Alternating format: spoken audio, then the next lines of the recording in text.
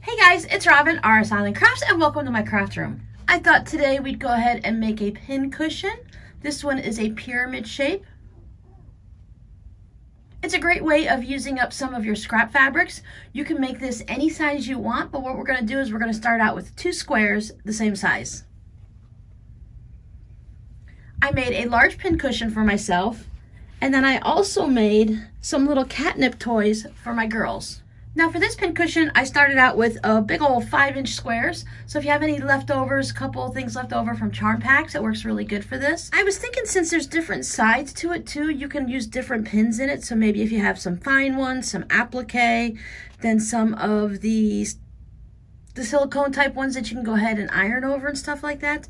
You can just add different ones all the way around.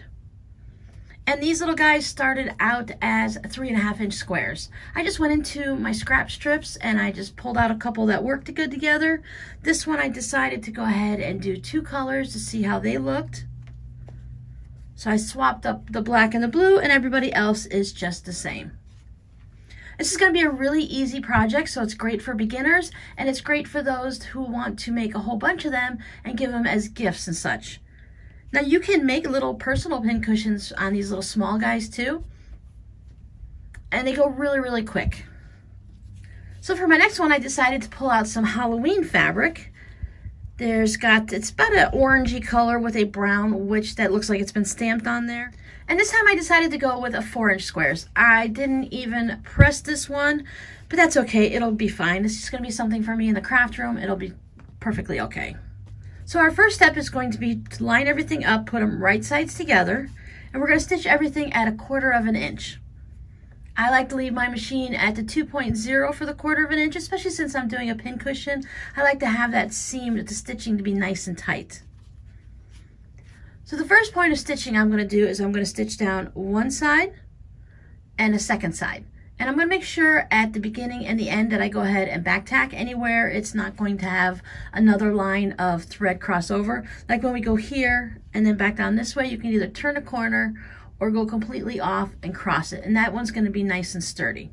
But when we flip it around to this side, on our third side, I want to leave an opening here. So I want to go ahead and stitch, depending on how big your cushion is how much stitching you're going to do. Like on my larger 5-inch square, I was able to go ahead and I stitched from here all the way into there.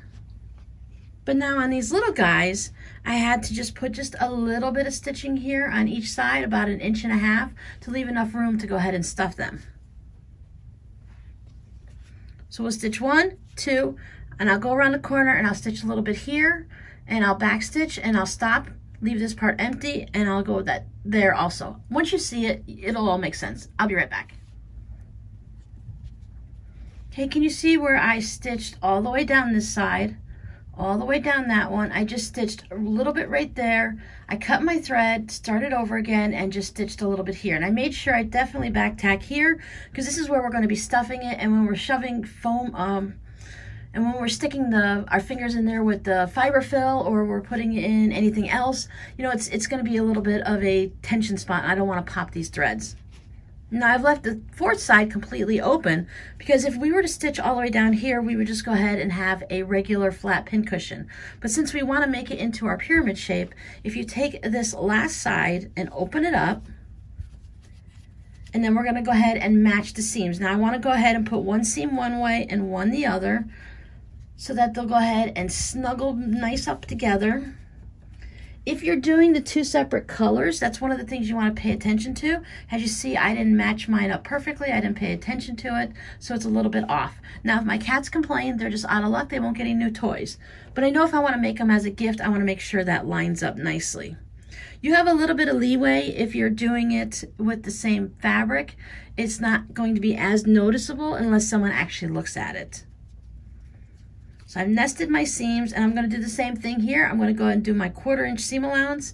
I'm going to back tack at the beginning and the end, because this is going to be the end of it and I don't want it to pop open. Match everything up and just run it through the sewing machine. And there's our 4th side all stitched up. You can see where we have that basic pyramid shape.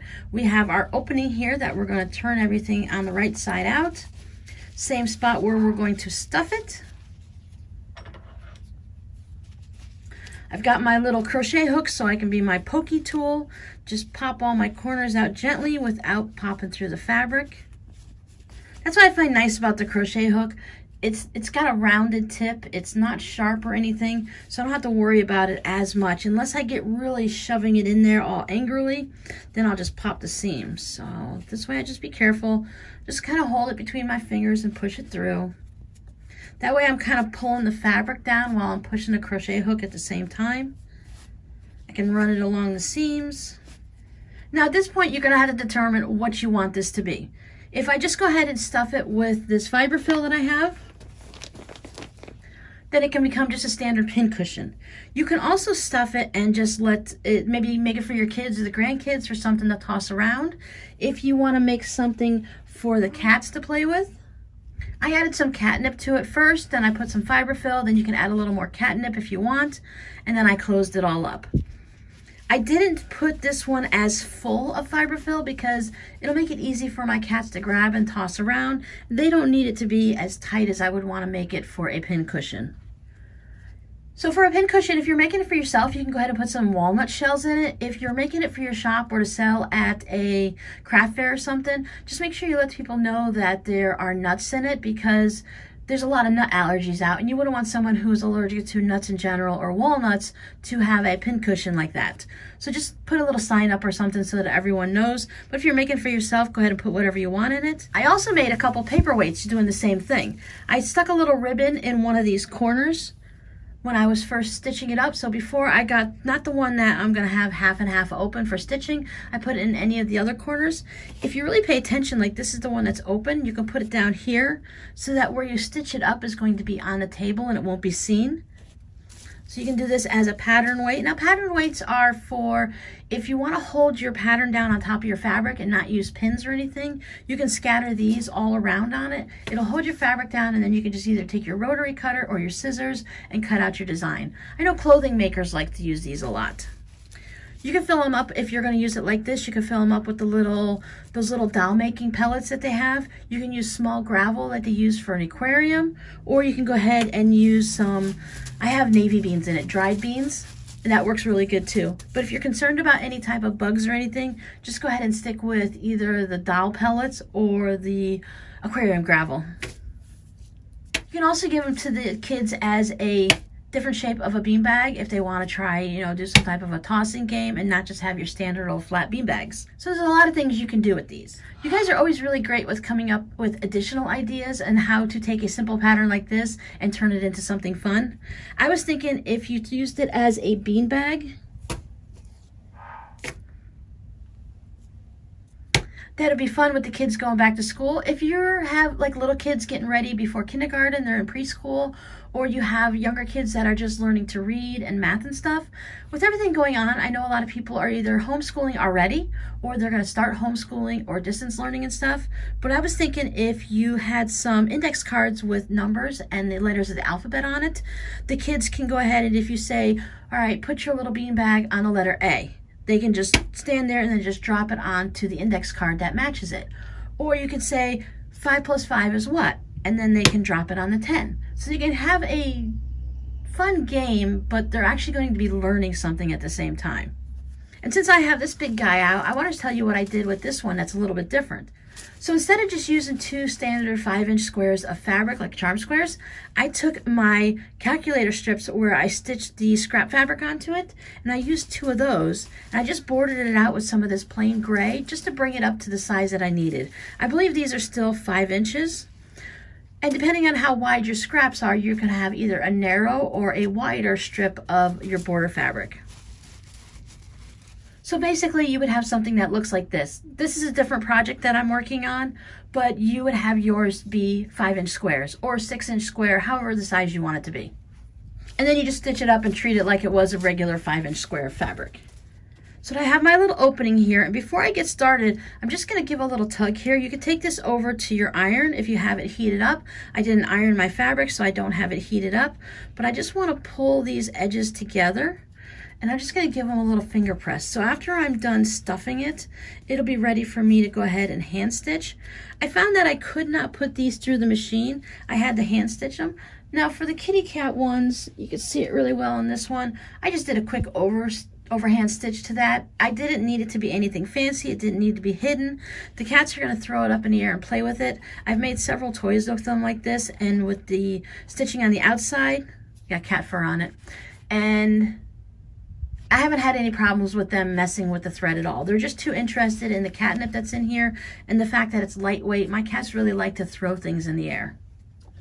But if you don't want anything to show, you can go ahead and do the ladder stitch, and then you can just stitch it up nice and neat, or like when we do our quilts and stuff like that, anything to get those stitches hidden and in there. Now I did try to put it through the sewing machine.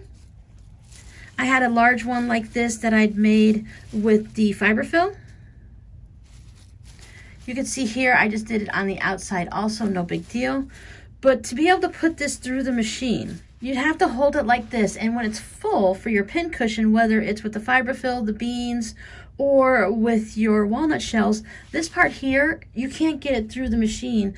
Underneath the presser foot and the needle and stuff, there's just too much here.